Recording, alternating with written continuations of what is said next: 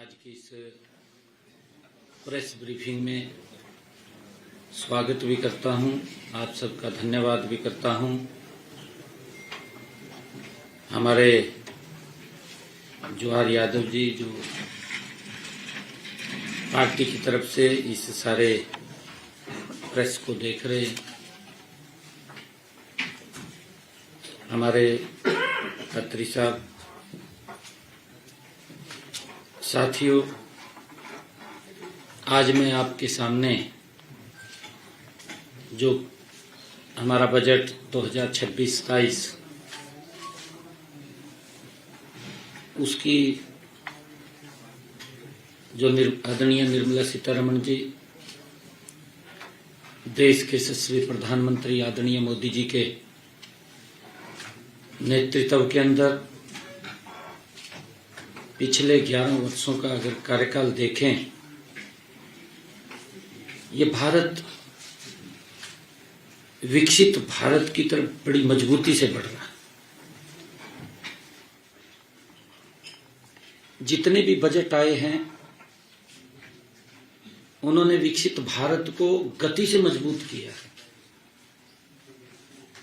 बेशक कांग्रेस कमजोर होगी हो, उसकी कोई बात नहीं है, क्योंकि कांग्रेस आरोप लगाती रहती है। इन बजटों से कांग्रेस कमजोर हो सकती है, भारत मजबूत हुआ है नरेंद्र मोदी जी के नेतृत्व में। मैं इस बजट की भावना क्या है, इस बजट ने क्या दिशा ये देगा और उसके महत्वपूर्ण जो पहलू हैं, मैं उनको हरियाणा के 2,80,00,000 लोगों के सामने देश के यशस्वी प्रधानमंत्री आदरणीय नरेंद्र मोदी जी के नेतृत्व में 3.0 सरकार का जो ये दूसरा बजट प्रस्तुत हुआ है, इस बजट से हरियाणा पर पड़ने वाले प्रत्यक्ष प्रभावों को भी मैं स्पष्ट रूप से बताना चाहता हूं, क्योंकि लगातार हमारे विपक्षी साथी उन्होंने शायद इस बजट को ध्यानपूर्वक नहीं देखा। ध्यानपूर्वक इसलिए भी नहीं देखा, शायद देखा भी हो ध्यानपूर्वक, परंतु अपनी राजनीतिक रूप से जब विरोध नहीं कुछ करना, कुछ शब्द मिलते नहीं है विरोध के, हाजिरी तो लगानी पड़ती है, कुछ ना कुछ बोलना पड़ता है। कई लोग जब बजट आदरणीय निर्मला सीतारमण जी बोल रही थी, उसी बीच में ट्वीट कर दिया, कहा जी कुछ मिला नहीं हरियाणा को। भाई अभी पूरा प्रस्तुत तो जाने दो। होड़ लगी हुई थी राहुल गांधी को कैसे खुश किया जाए। भाई उसको तो कोई भी खुश नहीं कर सकता, उसको कौन खुश करेगा, राहुल गांधी को कौन खुश करेगा, कोई खुश नहीं कर सकता। वो हमारे कुरुक्षेत्र में आया पीछे यात्रा लेकर के, और यात्रा लेकर के आया, कहा पांडवा ने कोई जीएसटी लगाया था का? आपके सामने किस प्रकार की बातें करते हैं, किस प्रकार से गुमराह करने वाले बयान देते हैं कि हाजिरी लगानी है, बस हाजिरी के निमित्त ही उन्होंने कुछ न कुछ बोलना है। साथियों, केंद्र सरकार का यह बजट केवल एक ये दस्तावेज नहीं है, ये एक वित्तीय दस्तावेज नहीं है, बल्कि यह भारत की उस तस्वीर को पेश करता है जिसमें भारत आत्मनिर्भर, प्रतिस्पर्धी और सामाजिक रूप से संवेदनशील ये बजट है, वो दिखाई देता है।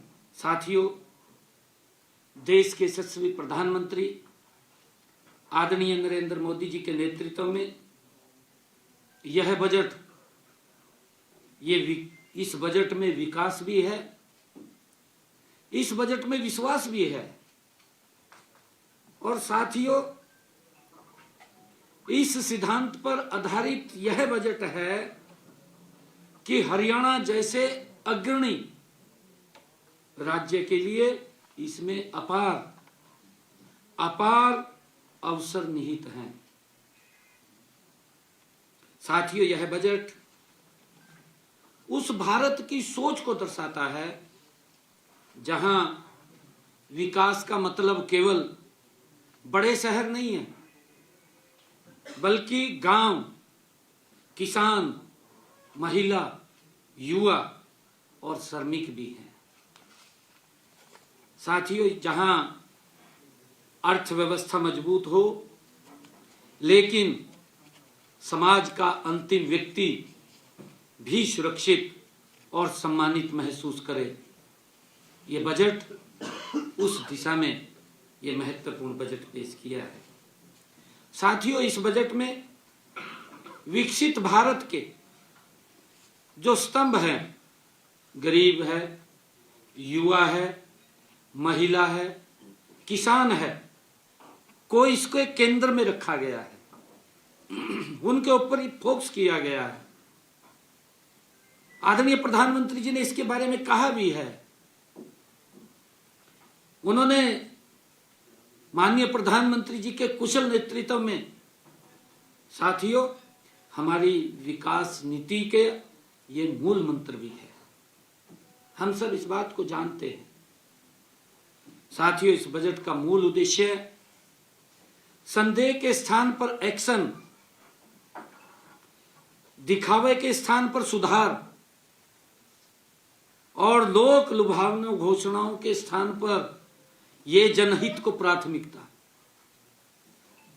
सरकार ने इस बजट में लगभग 7% की उच्च आर्थिक विकास दर को लक्ष्य बनाते हुए राजकोष की अनुशासन और सामाजिक न्याय दोनों के बीच संतुलन साधा है। देखिए, जब कांग्रेस बजट पेश करती थी, जब चुनाव आ जाता था तो उसमें बहुत सारी रेवड़ियां दिखाई देती थी, परंतु मैंने कहा है Modi ji non stop budget प्रस्तुत कर रहे हैं। 3 टर्म हो गए हैं। 3 टर्मों में देश का इंफ्रास्ट्रक्चर कितना मजबूत हुआ है। हर नागरिक देश का चर्चा कर रहा है, हर व्यक्ति चर्चा कर रहा है। मैं बोलता हूं इस बात को, इसकी चर्चा कांग्रेस के घर के अंदर भी होती है। भी विकास के काम तो हो रहे हैं, परंतु बाहर हाजिरी लगानी है। बाहर तो कहना पड़ेगा ना। अगर बाहर घर से बाहर निकल कर कहेंगे, फिर भी महिलाएं बाहर भी, जो कांग्रेस के नेताओं के परिवार में महिलाएं हैं, वो भी इसकी प्रशंसा करती हैं, नहीं बजट अच्छा है। परंतु हाजिरी लगानी लोगों ने हाजिरी इस प्रकार की लगाते हैं, कहीं ना कहीं हमारी भी पिक्चर आती रहे, छपती रहे। साथियों, और इसी कारण से कहा गया है कि ये बजट दिखावे का नहीं, ये बजट सुधार का है। समझ में नहीं आया इनको पता नहीं लगा कि ये बजट कैसे आ रहे हैं। और मैं बताना चाहता हूं, इस बजट से देश में देश की अर्थव्यवस्था को गति देने के लिए संवेदनशील पूंजीगत व्यय को लगभग 12,20,000 करोड़ रुपए तक बढ़ाया गया है। 12,20,000 करोड़ रुपए तक इसको बढ़ाया गया है।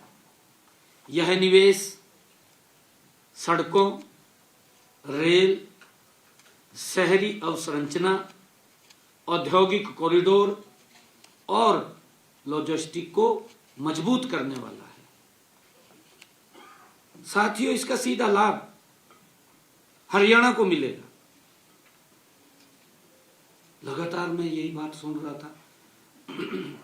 कहा हरियाणा को तो कुछ नहीं मिला, कहा कुछ नहीं मिला हरियाणा को। मैं सारी बात बताने वाला हूँ कि इनके समय में बजट का क्या हाल होता था, और जो बजट आता था किस प्रकार से खुर्द बुर्द हो जाता था, गरीब व्यक्ति तक नहीं पहुंचता था, उसको राहत नहीं मिलती थी। वो देखता रहता था बजट में लोक लुभावने वादे आए हैं, परंतु आए तो हैं परंतु मिले नहीं। मायूस होकर के बैठ जाते थे लोग। मैंने कहा है कि बजट ये लोक लुभावना नहीं, ये सुधार का बजट है। ये समझ तो उनके भी आ रही है, परंतु मजबूरियां। राहुल गांधी कहा बोलो, कुछ भी बोलो, झूठ बोलो कहा जाएगा। कोई किताब उठा लाएगा लोकसभा के अंदर, किताब उठाएगा खड़ा हो जाएगा, किताब का किसी ने प्रिंट नहीं किया, किसी ने कुछ बोला नहीं, किताब उठाएगा खड़े हो गए। इस बात की अफवाहें फैलाने में तो माहिर है। साथियों, इसका लाभ सीधा हरियाणा को मिलेगा। हमारा राज्य दिल्ली एनसीआर, औद्योगिक गलियारों और राष्ट्रीय राजमार्गों का ये केंद्र है। हम सब देखते हैं आज हरियाणा में जो 4 लाइनिंग रोड एक्सप्रेसवे एक जाल बिछा है। मोदी सड़कों के मामले में तो स्पाइडरमैन से भी आगे निकल गया, जानते हैं ना, है? सड़कों के मामले में अमेरिका को भी पीछे छोड़ने वाले इतना इंफ्रास्ट्रक्चर मजबूत हुआ।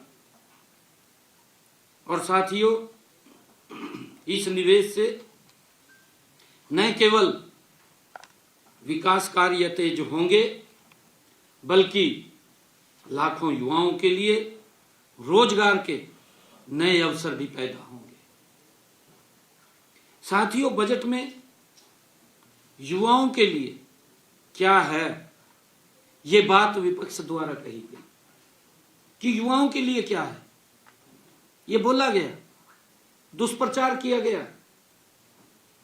मैं बताना चाहता हूं, इस पर उन्होंने खूब चर्चा की है, बोलते रहे, अब भी बोल रहे हैं। साथियों, मैं बताना चाहता हूं कि केंद्र सरकार हमारे युवाओं को देश की सबसे बड़ी पूंजी मानती है।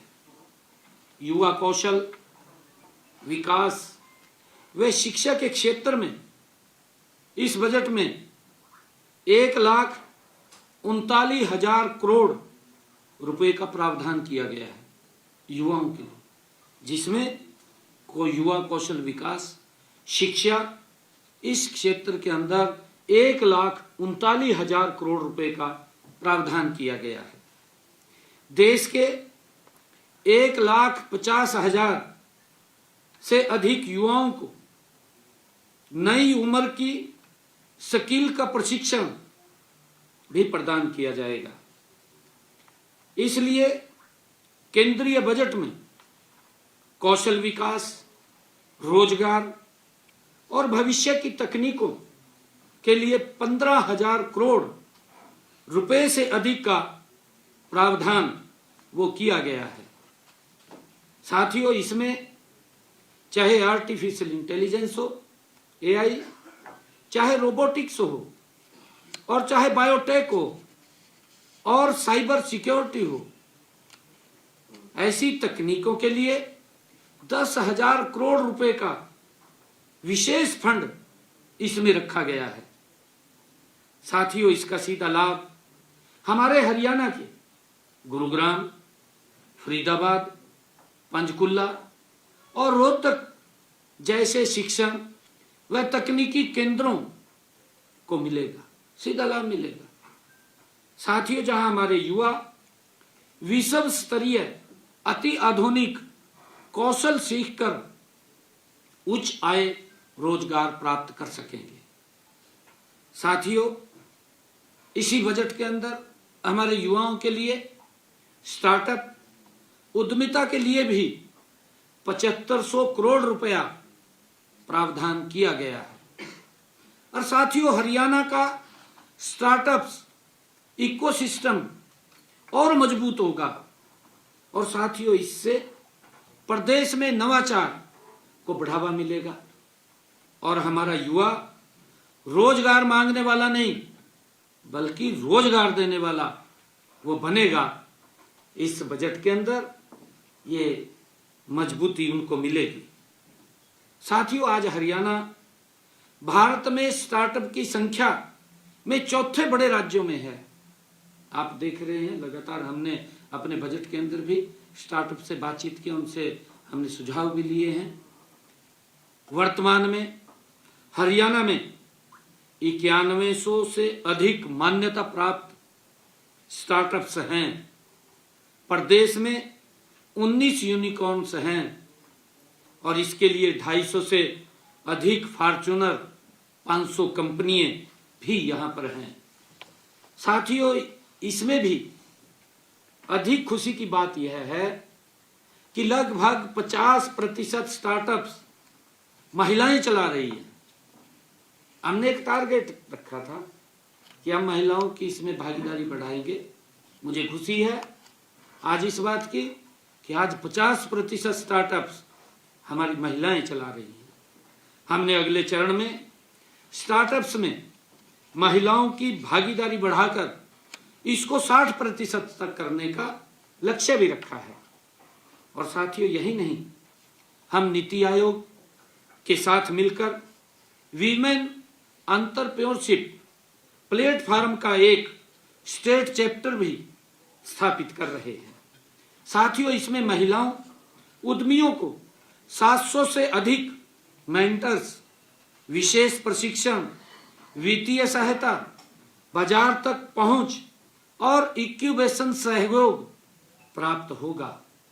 साथियों, हमने हरियाणा राज्य स्टार्टअप्स नीति 2022 उसको भी लागू किया है।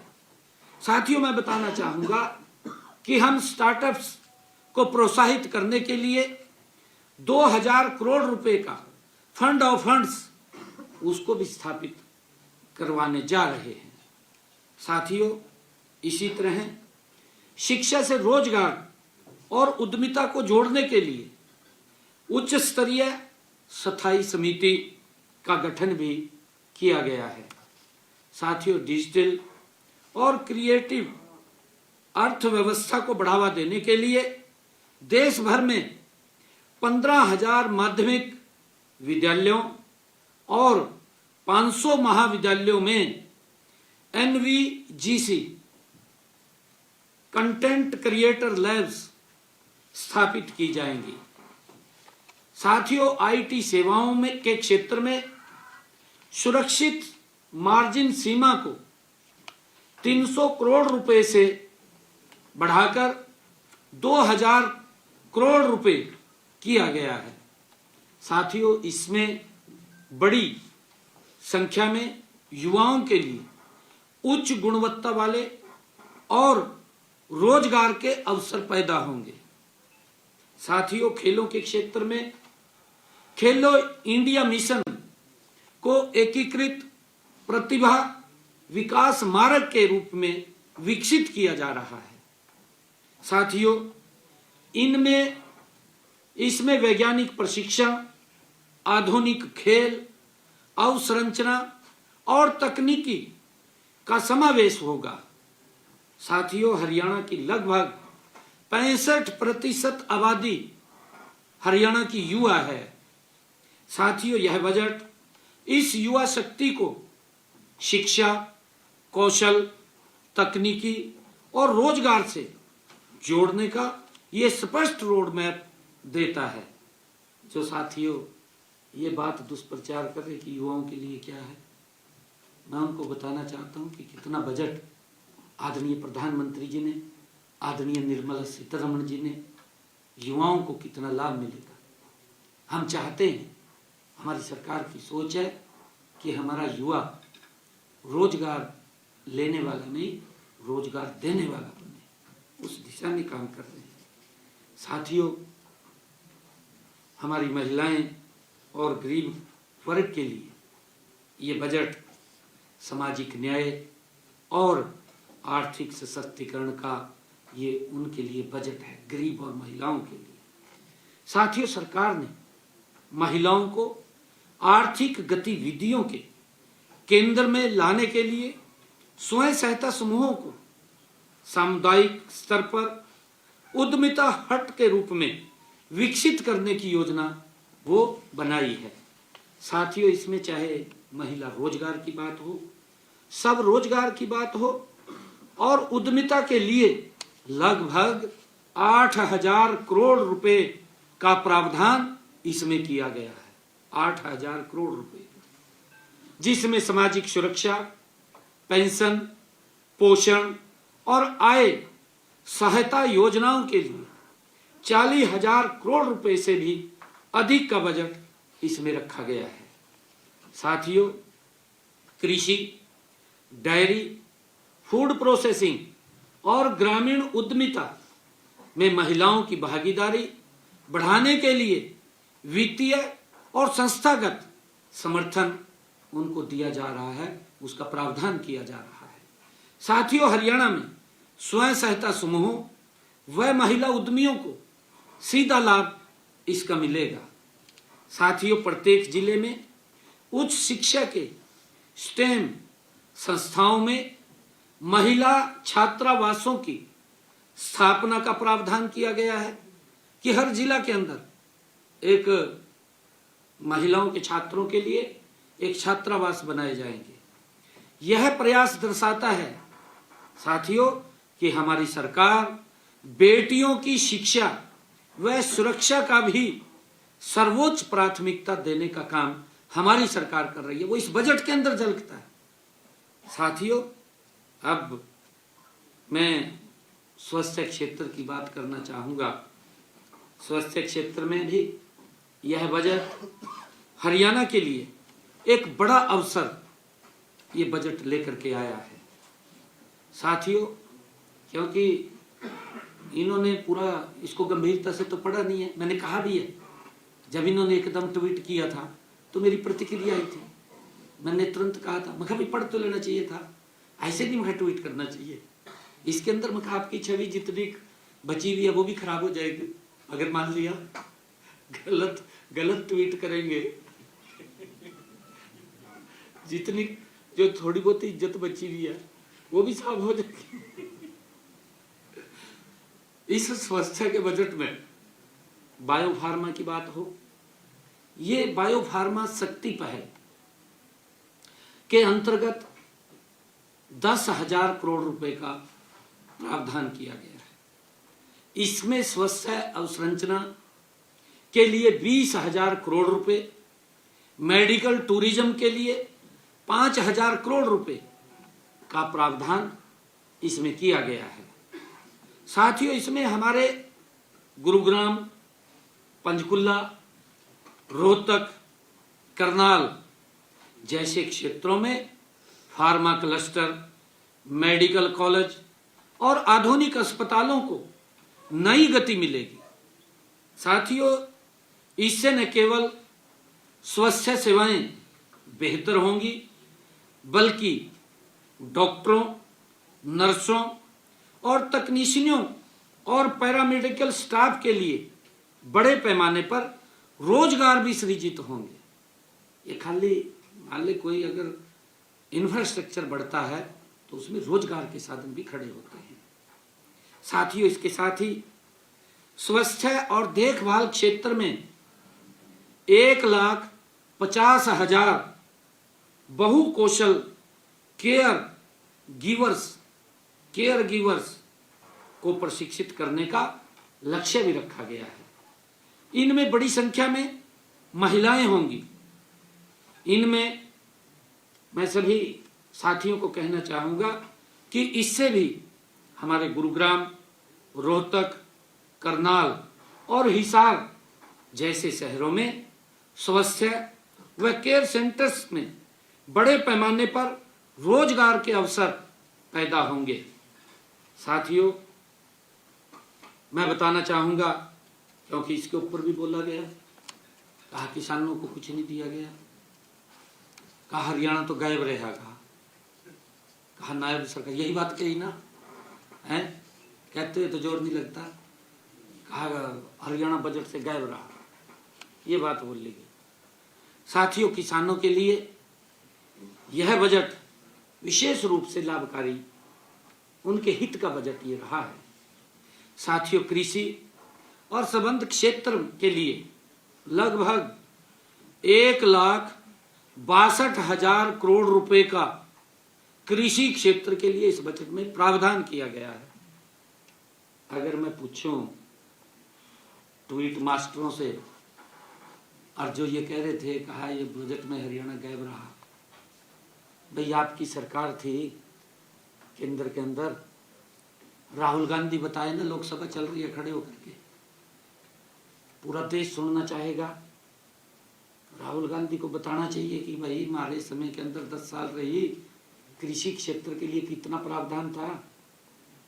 नहीं वो बताना चाह रहा तो मैं बता दूं, मात्र 25,000 करोड़ रुपए का कितना प्रावधान था, 25,000 करोड़ रुपए का। कांग्रेस के समय कैसे देश आगे बढ़ता, कैसे विकसित भारत बनता, ये बताने का काम करें। मोदी जी ने इस बजट के अंदर प्रावधान कितना किया है, 1,62,000 करोड़ रुपए का प्रावधान किया है। 11वां साल है, इतना बड़ा प्रावधान आदरणीय मोदी जी ने किया है। बताना चाहिए कि उन्होंने, कांग्रेस के जो बड़े दिग्गज है, झूठ तो बोलने में माहिर है, परंतु आंकड़ों से बात करनी चाहिए। कोई इस प्रकार की बुक्स ठाकर देश को गुमराह करना और देश के उसके ऊपर बोल देना झूठ, और झूठ बोल कर भाग जाना। मैं 2 बात करना चाहता हूं, कर ले भाई, तब देखो बेड़िया पैर की किसी ने रोकिया तो नहीं है। अगर किसी ने रोकिया हो तब तो बात भी आ भी बात कर भाई, था जबान रोक रखी क्या किसी ने, बाहर कर ले जाएगा। तो पत्रकार सुना, और पत्रकार तो रंसस का सुना बात था उसकी, सुना नहीं सुना, हमारा काम खराब कराओगे। मात्र 25,000 करोड़ रुपए का था कांग्रेस के समय में। ये 2014 की बात है, लंबी बात नहीं है। मोदी जी ने इन 11 वर्षों के अंदर देश के किसान के हित में जो बजट प्रस्तुत किया है, जो उसमें प्रावधान किया है, 1,62,000 करोड़ रुपए का। अरे पासिंग भी नहीं है। जो उनका लंबे समय 55 साल तक देश को प्रशासन करते रहे, देश को गुमराह करते रहे, कहा कांग्रेस ने विकास किया, भाई विकास तो अपना कर लिया, देश का तो विकास नहीं हुआ। अगर देश का विकास हुआ है तो नरेंद्र मोदी जी के नेतृत्व में हुआ है, आज दिखाई दे रहा है, हर व्यक्ति बोल रहा है। ये इस प्रकार की बातें करते हैं। पशुपालन और डेयरी के लिए 6,153 करोड़ रुपए से भी अधिक का आवंटन किया गया है पशुपालन और डेयरी के लिए। ये प्रधानमंत्री जी की दूरगामी सोच है। इस प्रकार का बजट देश को विकसित भारत में गति से आगे बढ़ाने का काम करेगा। और साथियों, इसी प्रकार मत्स्य पालन के लिए आदरणीय प्रधानमंत्री जी ने, निर्मला सीतारमण जी ने जो प्रावधान किया है 2,500 करोड़ रुपए का, और पीएम किसान सम्मान निधि कि मेरा किसान वो नीचे न दबे, वो मजबूत हो, खुशहाल हो। आदरणीय प्रधानमंत्री जी ने इस बजट के अंदर प्रधानमंत्री किसान सम्मान निधि योजना के लिए 63,500 करोड़ रुपए की निरंतर सहायता जारी रखी जाएगी। किसानों के लिए बड़ी राहत देने का काम आदरणीय मोदी जी ने किया है। मेरे हरियाणा के 20 लाख किसानों को यह लाभ मिल रहा है। पिछले समय के अंदर 19 किस्तें गई हैं। अगर हम बात करें 19 किस्तों के अंदर मेरे हरियाणा के किसान को लगभग 7,500 करोड़ रुपया उन तक पहुंचाने का काम यह आदरणीय मोदी की सरकार ने किया है, मोदी जी ने किया है। राहुल गांधी, कांग्रेस के नेता, ध्यान करिए आप, ये कभी वोट चोरी की बात करते हैं, कभी संविधान को समाप्त करने की बात करते हैं। किस प्रकार के झूठे आरोप लगाते हैं। देश ने नकार दिया इनको, बिल्कुल नकार दिया देश ने। अब आप देखना, बंगाल के अंदर भी, पंजाब के अंदर भी मोदी जी के नेतृत्व में बड़े मैंडेट के साथ सरकारें बन रही हैं। मोदी जी काम कर रहे हैं, मोदी जी सोते नहीं हैं, दिन रात देश को बढ़ाते हुए लगातार आगे लग रहे हैं। एक एक वर्ग की चिंता की जा रही है। इनके यहाँ किसकी चिंता की गई यही बता दे। 20 वर्ग की चिंता की है, बताएं ना ये भाई। ये तो पूरा देश मीडिया के सामने है, पूरा मीडिया सुनता है, पूरा देश। बताएं ना भी कौन सी योजनाएं लोगों के हित में मजबूती के लिए बनाई है। झूठ बोलते हैं सारा दिन। साथियों, कोई छोटा प्रावधान नहीं है। प्रधानमंत्री किसान सम्मान निधि में 63,500 करोड़ रुपए का ये निरंतर सहायता जारी रहेगी, इसका प्रावधान किया है।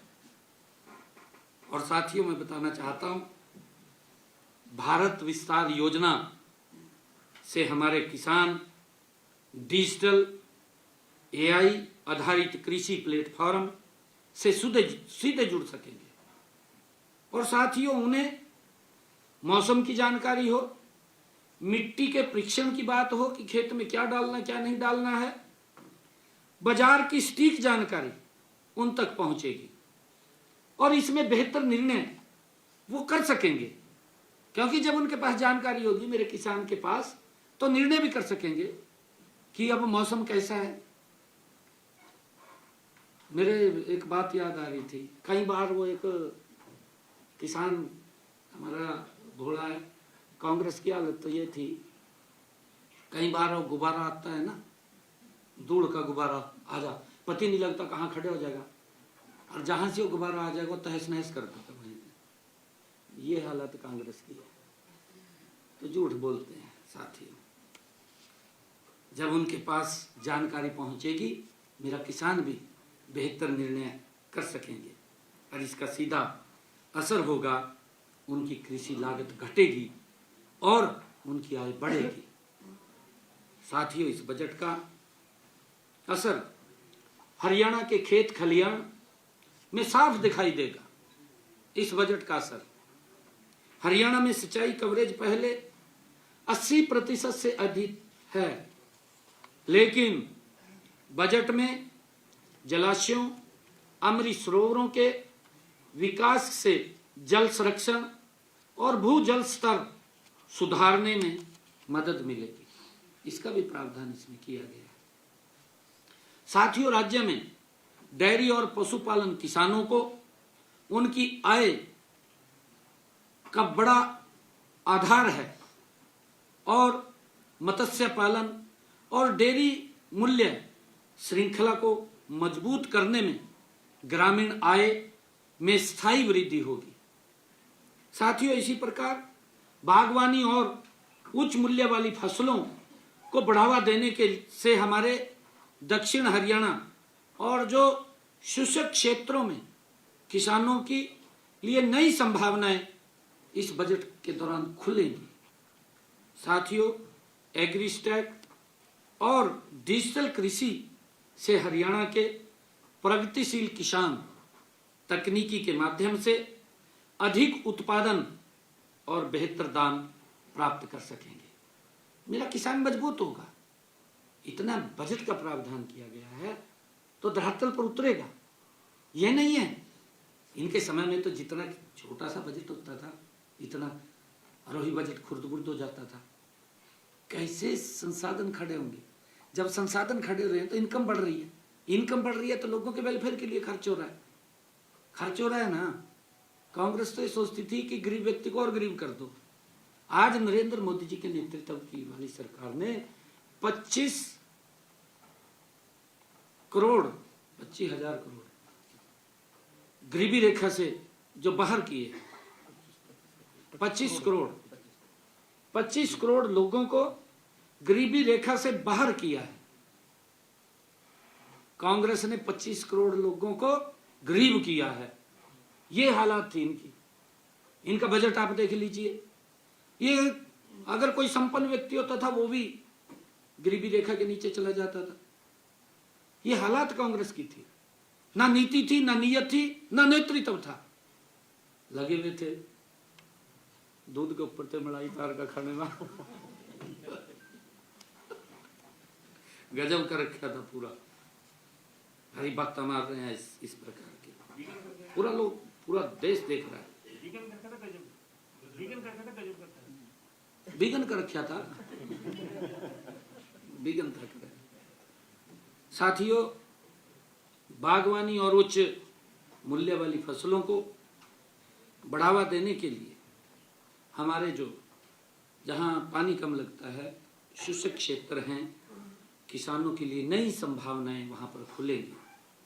साथियों, केंद्र सरकार ने बजट में भूमि सुधार के लिए भी कई प्रावधान किए हैं।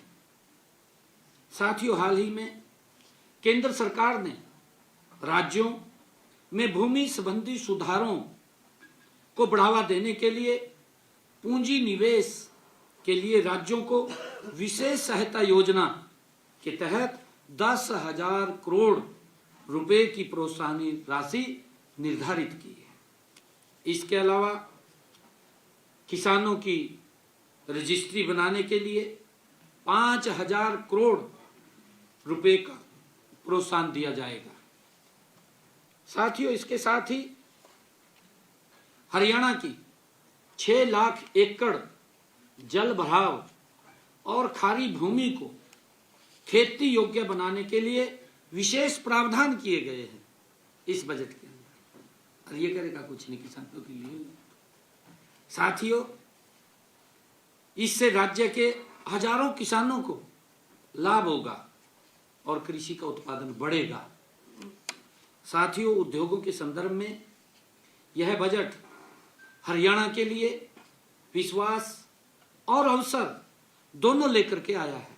विश्वास भी और अवसर भी दोनों लेकर के आया है। हमारा राज्य पहले से ऑटोमोबाइल और इलेक्ट्रॉनिक्स, फार्मा और टेक्सटाइल के क्षेत्र में ये अग्रणी है।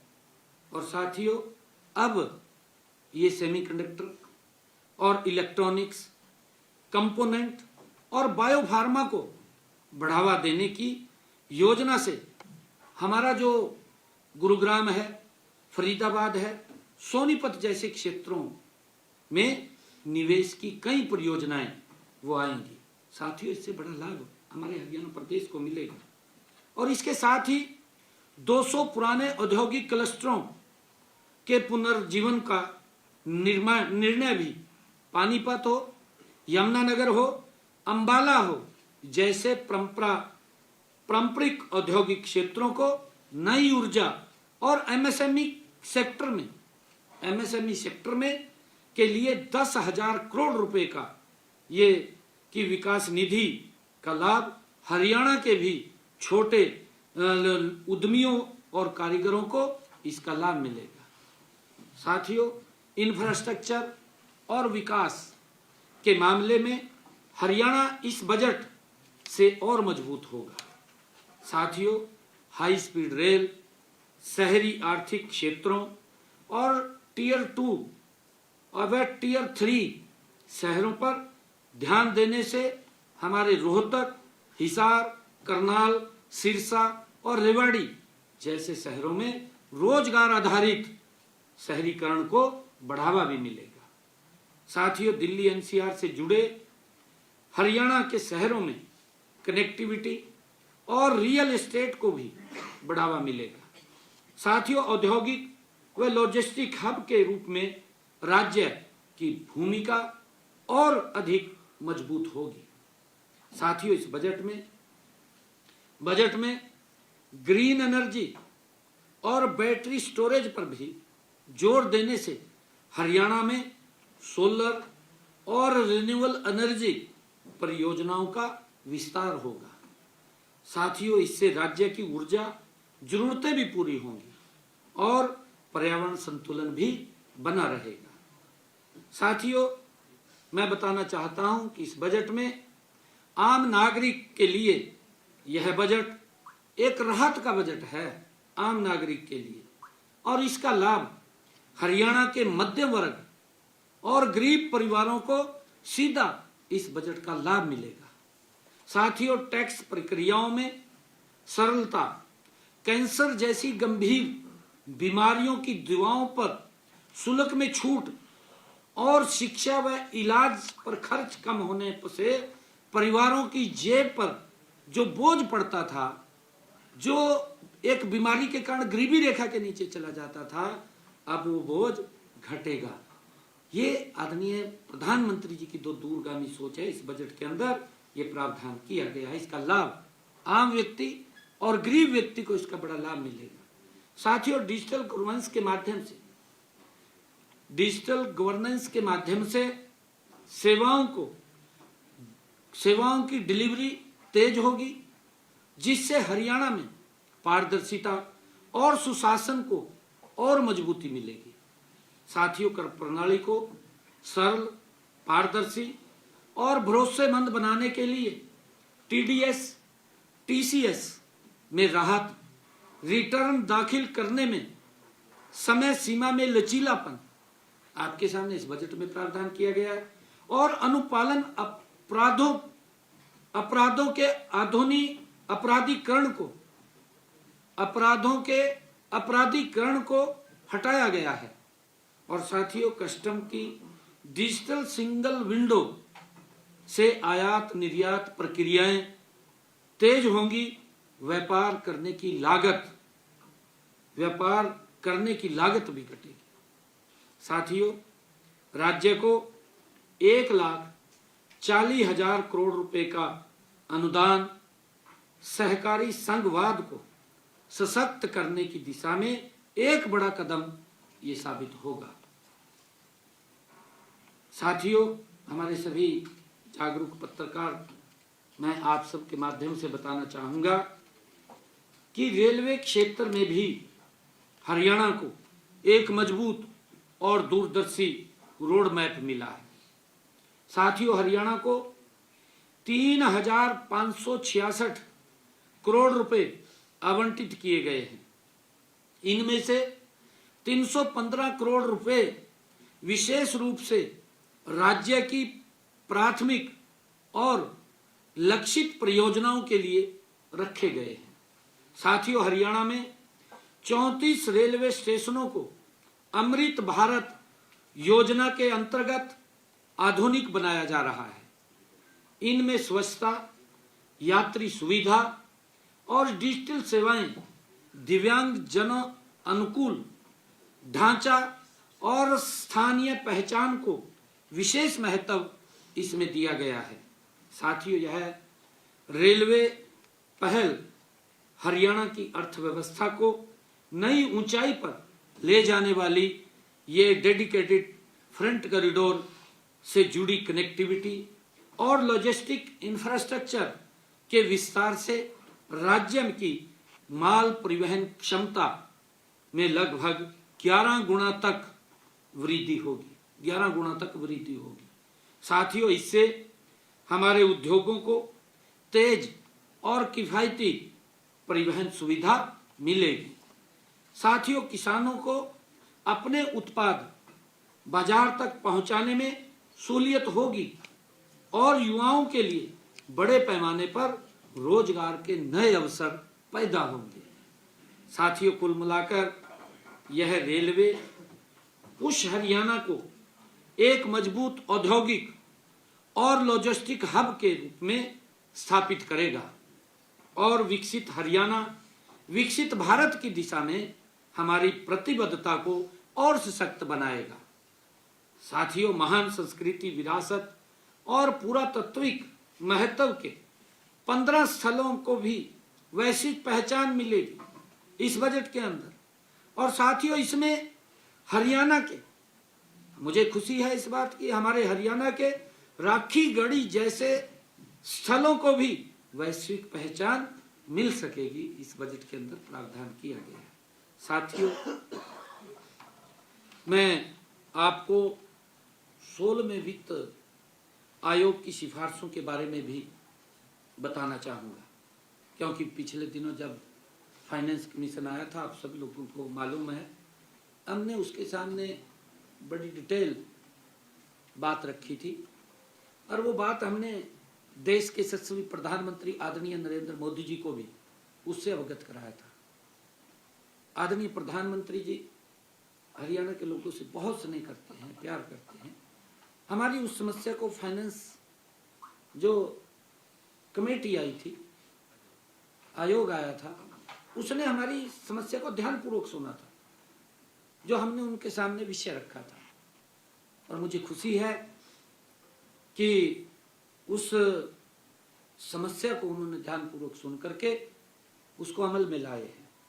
और साथ ही मैं बताना चाहूंगा कि आपको 16वें वित्त आयोग की सिफारिशों केंद्र सरकार ने जो वर्ष 2026 से 2031 की अवधि के लिए वित्त आयोग की सिफारिशों को हमारी स्वीकार कर लिया है। ये हमारे लिए बड़े गर्व की बात है, बड़ी खुशी की बात है। जो ये बात बोल रहे हैं ना, मुझे तो दुख होता है कि ये लोग इतना झूठ क्यों बोलते हैं। भी झूठ बोलने की भी कोई एक सीमा होती है, सीमा में रह करके झूठ बोलना चाहिए, परंतु झूठ बोलते हैं बहुत ज्यादा।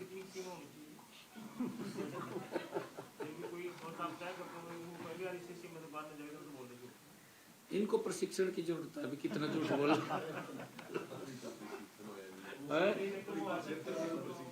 और उसका लाभ तो मिला नहीं, 1 घंटा भी नहीं रुकिया, वह तो रोटी खाना आया था। जी जी जी साथियों, इसके तहत राज्यों को केंद्रीय करों के विभाजन पुल के 41% हिस्सा वो मिलता है उनको, जो पहले की तरह ही वो रखा गया है। पहले भी इतना मिलता था 41%, आज भी उतना मिलता है।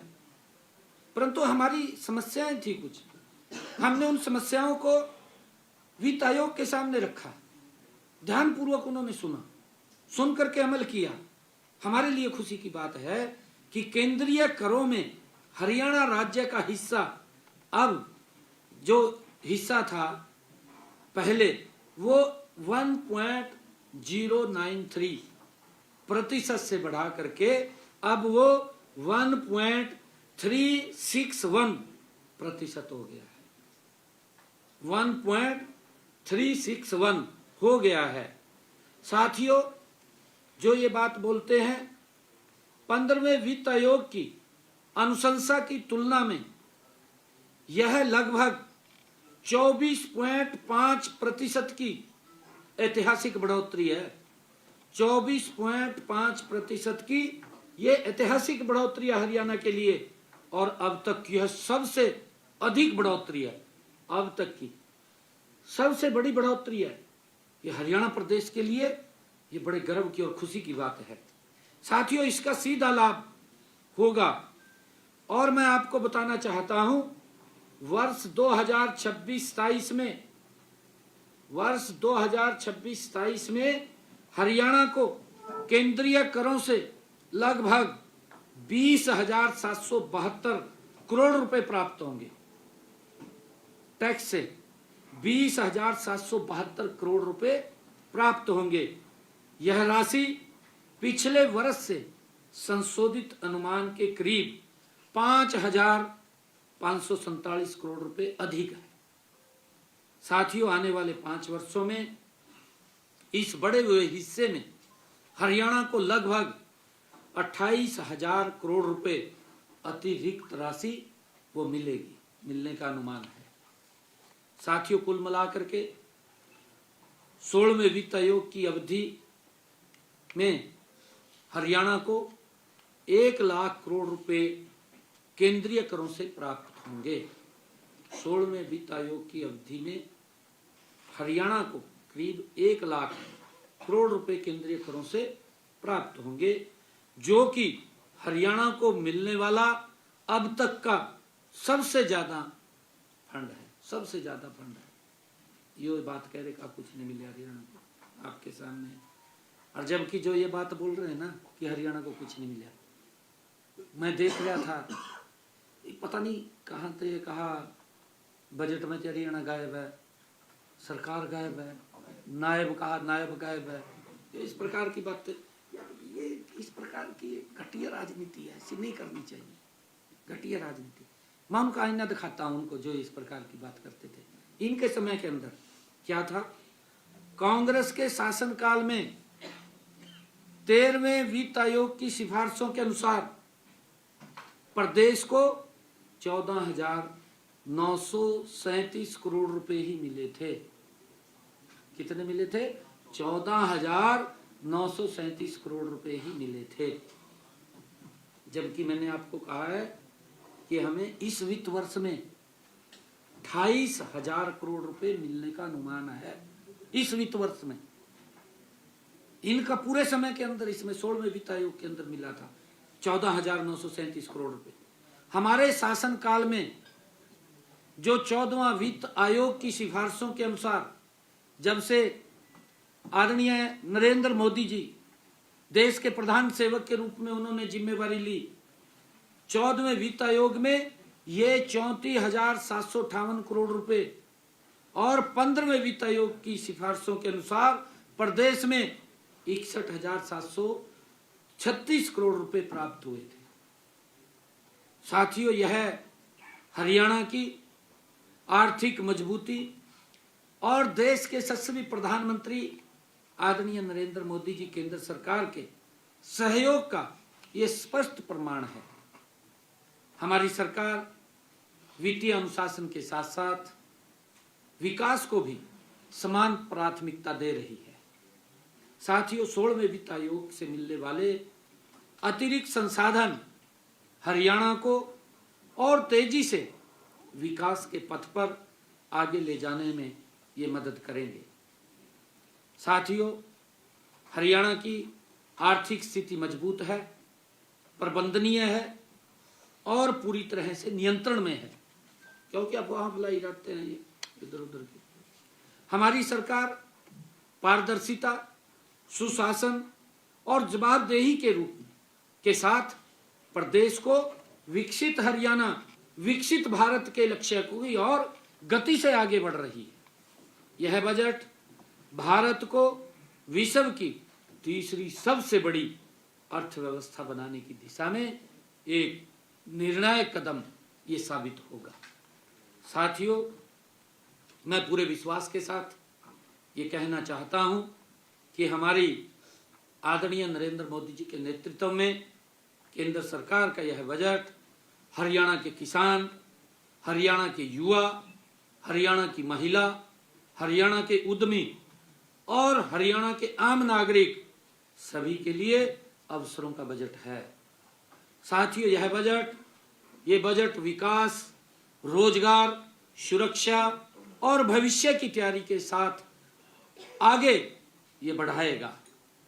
साथियों, मैं ये कहना चाहता हूं कि देश के यशस्वी प्रधानमंत्री आदरणीय नरेंद्र मोदी जी के कुशल नेतृत्व में यह बजट प्रस्तुत, हमारा केंद्रीय बजट प्रस्तुत हुआ है और केंद्रीय बजट हरियाणा को और सशक्त, आत्मनिर्भर और समृद्ध बनाने में ये मील का पत्थर साबित होगा। इसके लिए मैं देश के यशस्वी प्रधानमंत्री, जो विकसित भारत को और तेज गति से आगे बढ़ाने वाला ये बजट है, मैं इसके लिए देश के यशस्वी प्रधानमंत्री आदरणीय नरेंद्र मोदी जी और माननीय हमारी वित्त मंत्री निर्मला सीतारमण जी को कोटि कोटि उनका आभार व्यक्त करता हूं, उनका दिल से धन्यवाद करता हूं कि उन्होंने ऐसा बजट दिया है जो हर वर्ग को एक मजबूती से विकसित भारत तक ले जाने का काम करेगा। बहुत बहुत धन्यवाद। कोई पत्रकार मित्र से मांगा कितना था जो उन्होंने 1.36 जो दिया है, हमने कितने प्रतिशत मांगा? देखिए, हमने जो मांगा था, आज हरियाणा मैं आपको बता रहा हूँ, आज हरियाणा देश के अंदर नंबर 1 के ऊपर है। नंबर 1 के ऊपर टैक्सों के अंदर जो हमें मिलेगा उसमें नंबर 1 के ऊपर है और जीएसटी की कलेक्शन में भी नंबर 1 पे है। सर,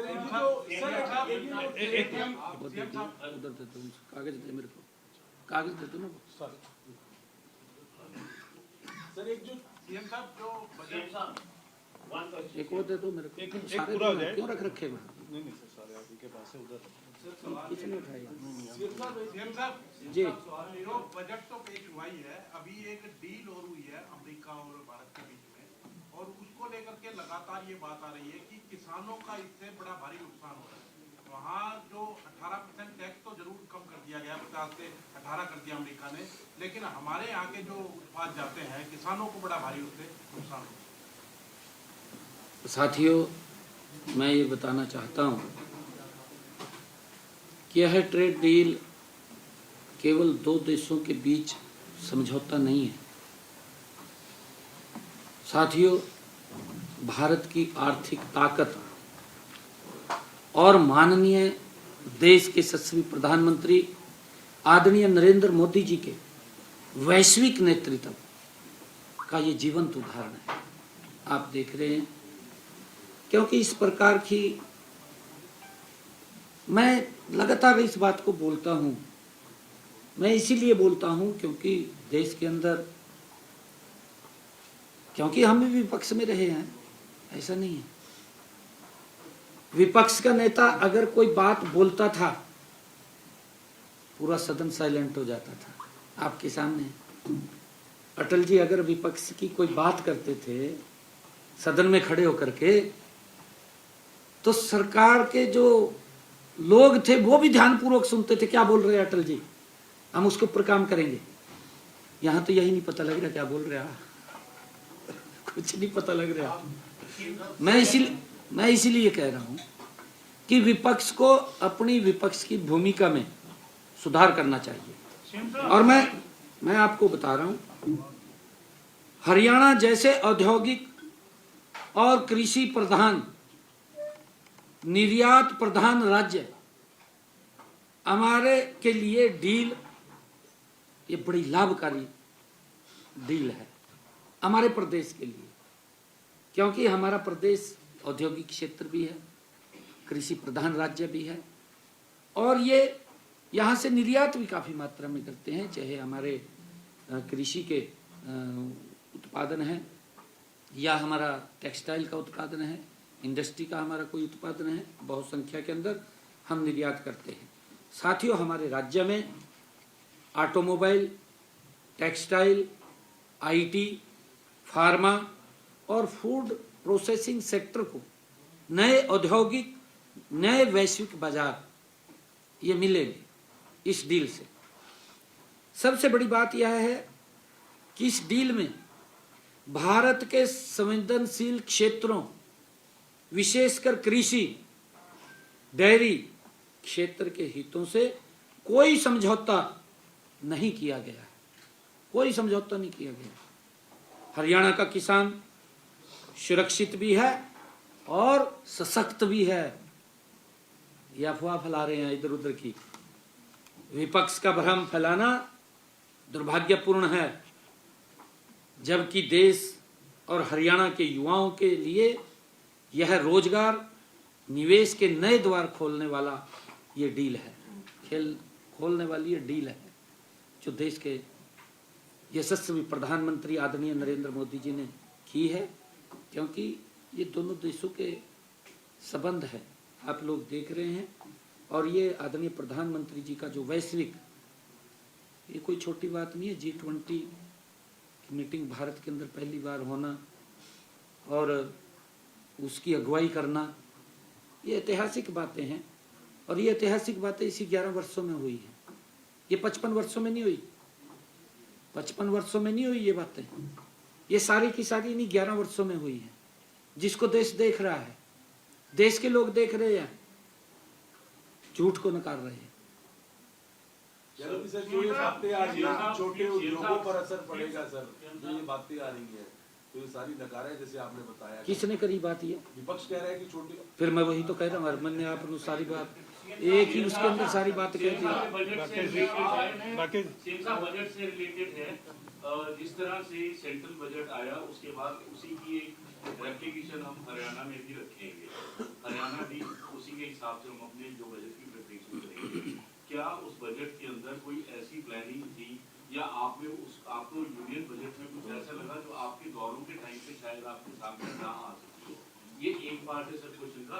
दूसरा एक स्पेसिफिक है एक्सपोर्टर से रिलेटेड, पानीपत, गुड़गांव और इन साइड का, क्योंकि पहले वो परेशान, एक तो यूरोपियन यूनियन से समझौते के बाद उनको कुछ उम्मीद मिली, अब थोड़ी सी अब यूएस से समझौते के बाद मिली। अब तीसरी चीज वो अपनी तरफ देख रहे थे, वो आपके नोटिस में भी शायद एक दो बार लाए थे कि उनके लिए नोडल ऑफिसर्स या नोडल ऑफिसर्स अपॉइंट करने की, या इस तरह का प्रोविजन भी अब आप अपने बजट के अंदर रखेंगे आगे? नहीं, देखिए, जो भी उनकी बातें हमारे सामने आई हैं उनके ऊपर विचार हो रहा है, और जो केंद्रीय बजट आया है उससे भी हमें बहुत कुछ मिलेगा, और ऐतिहासिक बजट है ये, इसकी हम पूरी प्रशंसा कर रहा हूँ मैं।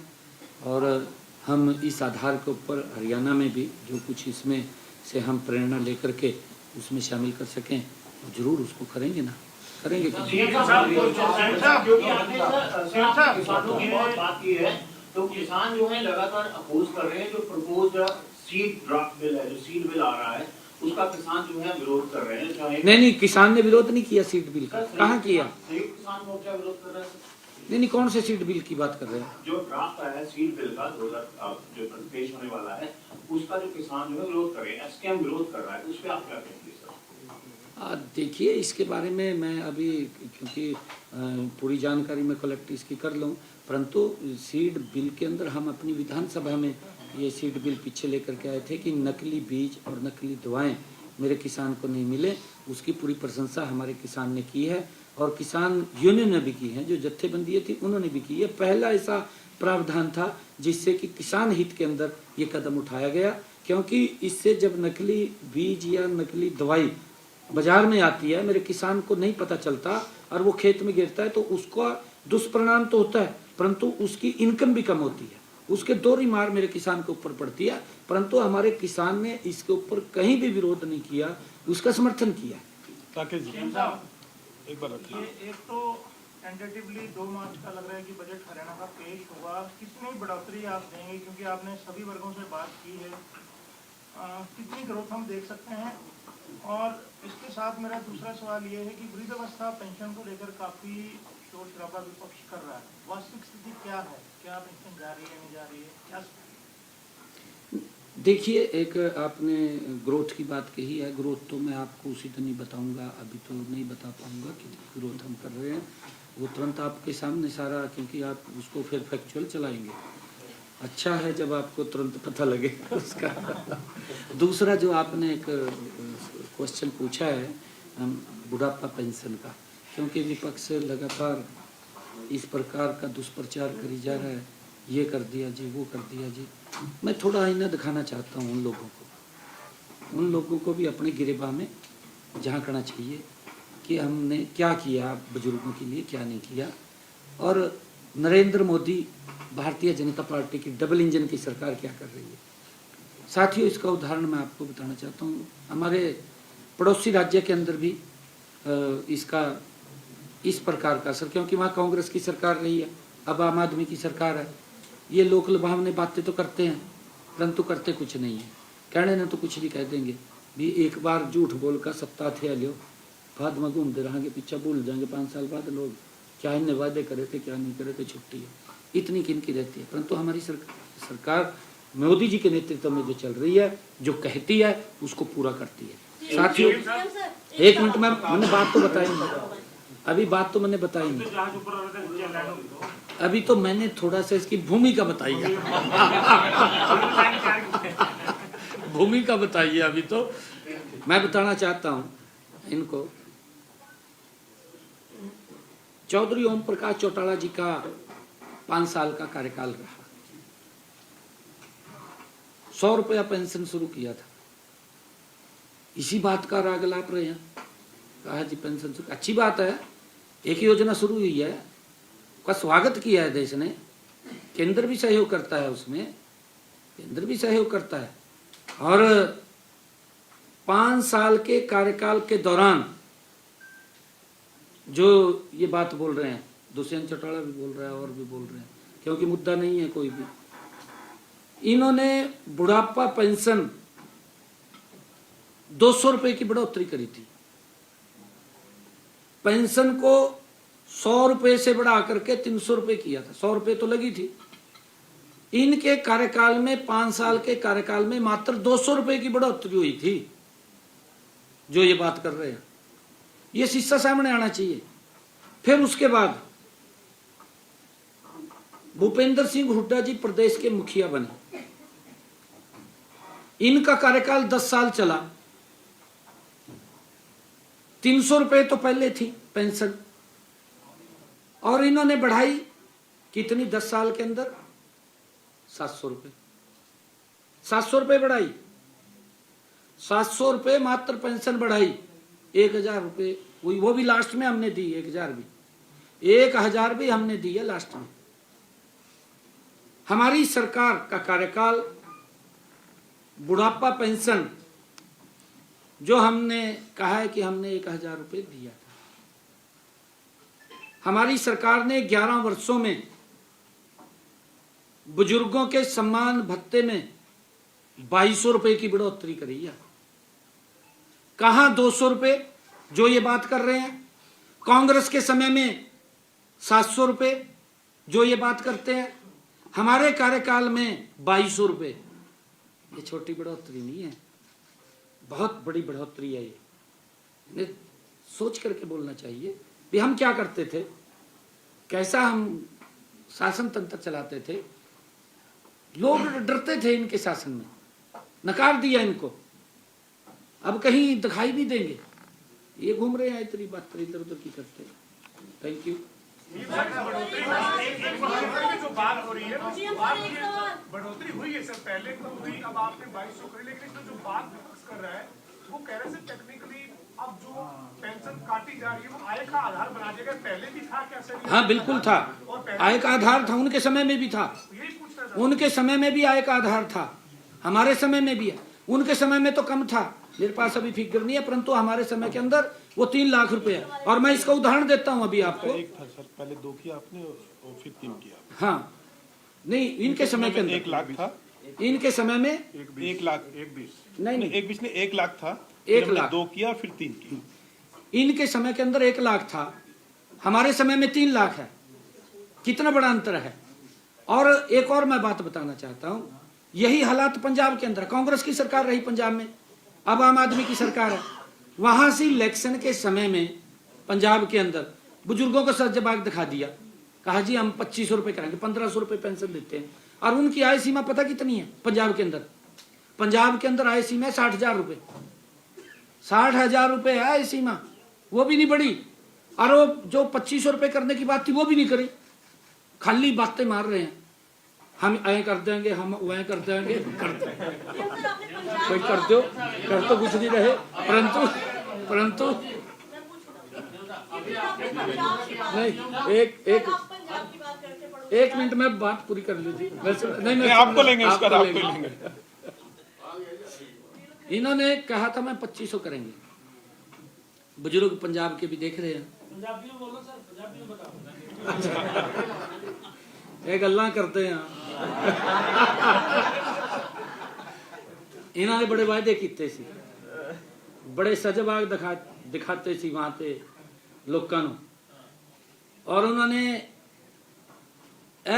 इन्होंने अपनी घोषणा पत्र विच लोगों ते वायदा किया सी कि असी 2500 रुपए बुजुर्गों को समान भत्ता देवांगे। अज सरकार दा जाण दा समय हो गया सी, 5 साल चल रहे ने, पूरा होने वाला है 5 साल, परंतु अज भी पंजाब दा बुजुर्ग 1500 रुपए भी उन्होंने पास ठीक तरीके से वो पेंशन नहीं पहुंच रही। ये है वो महिला पत्रकार जी, आप बताइए। सर आपने पंजाब की बात की, पंजाब के जो फाइनेंस मिनिस्टर है वो लगातार ये कह रहे हैं कि हम लोगों ने RDF फंड की बात की, वो हमें नहीं मिला सेंटर से, कोई भी स्पेशल पैकेज नहीं मिला। और साथ ही ये जो बजट है एंटी सिख, एंटी फार्मर और एंटी डेवलपमेंट है, तो क्या कहेंगे? क्योंकि इलेक्शन भी आ रहा है अगले साल पंजाब में। ये बिल्कुल आपने अच्छा क्वेश्चन पूछा है, बड़ा सदा हुआ क्वेश्चन है ये। मैं आपको बताना चाहता हूँ, क्योंकि ये इस प्रकार का अफवाह फैला करके कि बीजेपी एंटी फार्मर है, बीजेपी एंटी पंजाब है, एंटी सिख है, इस प्रकार की ये बातें करके अपना राजनीतिक स्वार्थ सिद्धि पूरी करते रहे, वायदे ये करते रहे, और फिर जब चुनाव आता है तो इस प्रकार का बॉन्डर खड़ा करते हैं कि बीजेपी ना आ जाए। परंतु अब पंजाब के लोग समझ गए ने, अब उन्होंने पंजाब के लोगों नूं ये बिल्कुल ध्यान आ गई है कि साडा सूबा जिहड़ा साडे से निकल करके वो हरियाणा अस्तित्व दे विच आया सी, कि उन्होंने कितनी तरक्की की है। साडा पंजाब जिहड़ा रंगला पंजाब सी, वो इन्हां दी राजनीति ने उन्होंने कंगला पंजाब बना दिता सी। ये इन्हां दी ये गंदी राजनीति लोकी अज समझ रहे हैं। 80 हरियाणा दे विच किसानां नूं उन्हां दी आलू दी जो फसल है, आलू दी फसल अगर मार्केट दे विच उसदा भाव अगर कम मिलता है, पंजाब दा किसान अज भी अपने आलू दी फसल नूं सड़क ते गेरन दा काम करता है। साडी सरकार उस कम भाव नूं पैसा दे करके, उसका MSP दे करके उन्होंने उस तक पहुँचाने का काम करती है। ये भावंतर देने का काम करती है साडी सरकार, ताकि साडे किसान नूं कोई घाटा ना हो। पंजाब का किसान वेखदा है, अज पंजाब के किसानां ने भी ये मन बनाता है कि आने वाला समय वो नरेंद्र मोदी जी के नेतृत्व के विच भारतीय जनता पार्टी का होगा। ये पंजाब के लोगों ने मन बना लिया सी।